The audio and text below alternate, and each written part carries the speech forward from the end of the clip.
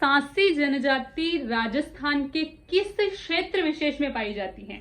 इस क्वेश्चन का आंसर देंगे आप कमेंट में। हेलो दोस्तों, मैं हूं उमा धाकड़ और हम पढ़ने वाले हैं राजस्थान की लोक देवियों के बारे में। खलकाणी माता, खलकाणी माता का मंदिर या फिर संबंधित स्थान पूछे तो वो है लूणियावास जयपुर में। खलकाणी माता को गधों की देवी भी कहा जाता है, वो इसलिए कि लूणियावास जयपुर में राजस्थान का प्रसिद्ध गधों का मेला भरता है। याद रखें, राजस्थान का ही नहीं बल्कि एशिया का सबसे बड़ा और सबसे प्रसिद्ध गधों का मेला कहाँ भरता है? लूणियावास जयपुर में। इसलिए इसे गधों की देवी भी कहा जाता है। खलकाणी माता को बारिश की देवी भी कहा जाता है। यहाँ पर कंफ्यूजन होगा आपको, बता देती हूँ मैं आपको। बारिश की देवी खास करके जो जयपुर वाला जो एरिया है वहां पर जब बारिश नहीं होती है तो ऐसा माना जाता है कि जो औरतें होती हैं, जो शादीशुदा महिलाएं होती है, वो मन में मनोकामना लिए इस देवी की पूजा करती है जब बारिश नहीं होती है, कि ताकि पूजा करने के बाद ये माता प्रसन्न हो जाए और बारिश कर दे। इसलिए इसे बारिश की देवी कहा जाता है। लेकिन याद रखें, बरसात की देवी कहा जाता है रानी रूपादे को। ठीक है, रानी रूपादे जो कि राव मल्लीनाथ की पत्नी है। ठीक है, मल्लीनाथ जी वो भी राजस्थान के लोक देवता हैं। क्षेत्र कौन सा है इनका? बाड़मेर, पश्चिमी राजस्थान। लेकिन अगर ऑप्शन में रूपादे नहीं है तो फिर आपका आंसर जो होगा वो कौन होगा? खलकाणी माता। ठीक है, बरसात की देवी रूपादे और बरसात के देवता कौन है? लोक देवता वो है मामादेव। ठीक है, खलकाणी माता की मान्यता कोई विशेष जाति विशेष के लिए नहीं बोला गया है कि ये इनकी कुल देवी है या फिर आराध्य देवी है। लेकिन जो मान्यता है इनकी वो है एक तो कुम्हार जाति और एक धोबी जाति में। आप खुद ही इतना कॉमन सेंस है कि गधों से रिलेटेड कौन सी जाति होती है? एक तो कुम्हार और धोबी, जो कि अपने सामान का बोझा ढोने के लिए यूज में लेते हैं इनको। और एक और लिख लो जाति आप, वो है खटीक जाति। ठीक है, ये तीनों ही जाति में खलकाणी माता की खास विशेषता है। ठीक है, इसके बाद है अंता देवी, जो कि अंता देवी का मंदिर पूछा जाए तो वो है बीकानेर में। अंता देवी को कहा जाता है ऊंटों की देवी। ठीक है, ऊंटों की देवी अंता देवी है तो ऊंटों के देवता कौन है? वो है पाबू जी। जाति कौन सी है ऊंटों से संबंधित? ऊंट पालक जाति रेबारी और रायका। ठीक है, ऊंट में रोग कौन सा पाया जाता है? तो वो पाया जाता है सर्रा रोग। ठीक है, ऊंट की कुबड़ में पाया जाता है ये रोग, सर्रा रोग। और अगर पाबू जी से संबंधित वाद्य यंत्र पूछे तो वो कौन है? रावण हत्ता।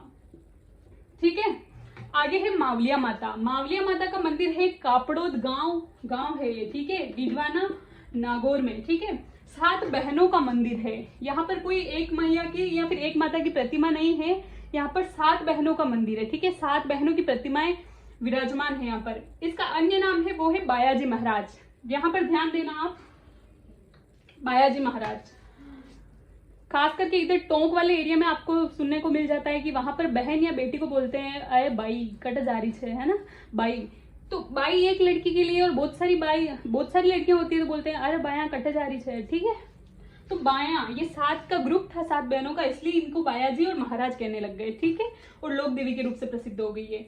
मावलिया माता को पालनों की देवी या फिर जड़ूलों की देवी कहा जाता है। पालनों की देवी की ऐसा माना जाता है कि जब कोई दंपति के या फिर नवविवाहित दंपति के जब कोई पुत्र या फिर पुत्री संतान जो प्राप्ति होती है ना, तब इस माता के वहां उसको ढोक दिलवाने जाते हैं। ठीक है, इनसे आशीर्वाद लेने जाते हैं ताकि जो कोई जैसे लूले लंगड़े बहरे बच्चे होते हैं ना, तो इनके प्रकोप से दूर रखे वो। ठीक है, इसलिए जड़ूलों की देवी इसलिए कहा जाता है कि जड़ूले कितने वर्ष की उम्र में, जो हिंदू धर्म है, धर्म ग्रंथों में जो मानव है, हिंदू मानव, उसका जीवन है ना पूरा का पूरा संस्कारों पर आधारित है।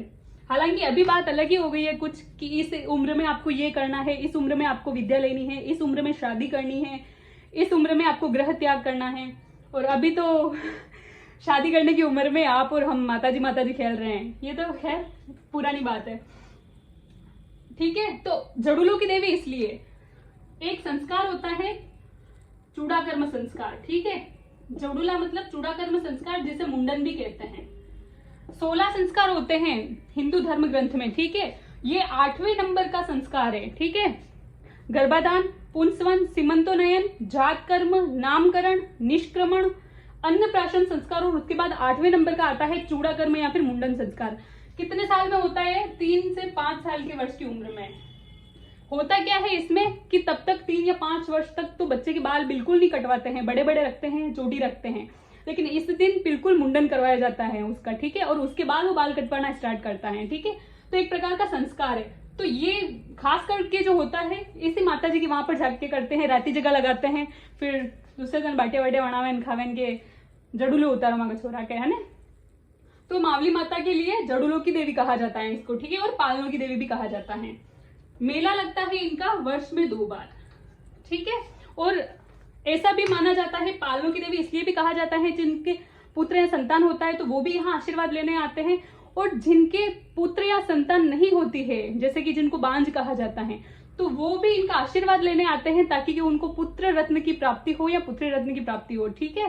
तो बांझ की देवी भी कहा जाता है कि बांझ जो लोग होते हैं या फिर महिलाएं वो यहाँ पर आशीर्वाद लेने आती हैं। तो बस आज के लिए इतना ही, धन्यवाद।